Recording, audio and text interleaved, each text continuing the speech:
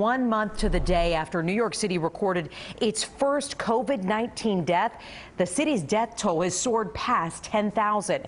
Now, that's because a new count released late this afternoon now includes New Yorkers who never tested positive for the virus, but who are believed to have died from it. The more than 3,700 additional victims appear to have increased the U.S. death toll by a whopping 17%.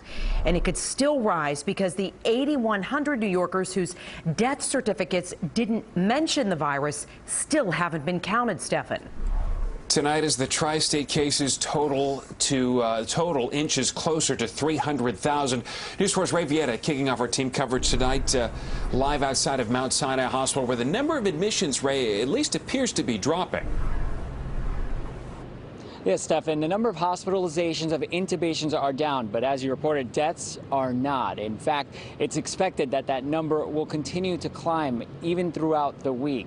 The mobile morgues outside of many hospitals, they're still there, a sign that these deaths are continuing to happen. But tonight we are hearing some hopeful stories from survivors.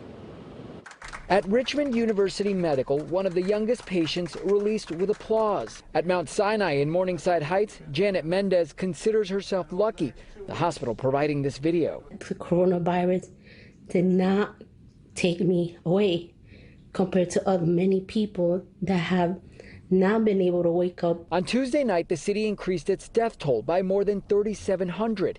It now stands at more than 10,000. The city now including people who never tested positive for COVID-19, but are presumed to have died after contracting it.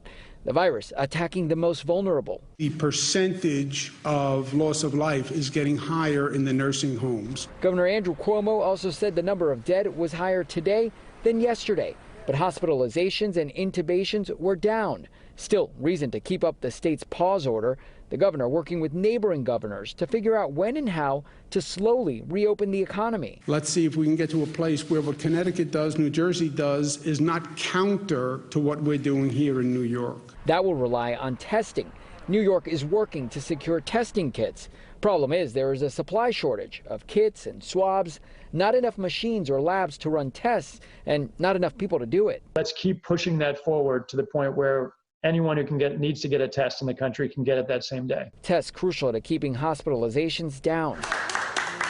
Janet Mendez happily leaving Mount Sinai after almost 3 weeks fighting the virus on a ventilator for much of that time.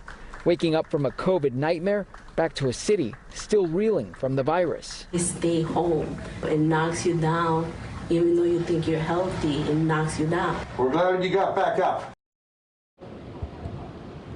You heard her. Stay home. The NYPD has also been hit hard by the virus. It's lost about 24 members to COVID-19. About 18% of the workforce is out, and the commissioner is saying things are slowly stabilizing there. We're live on the west side. I'm Ray Vieta, News 4 New York.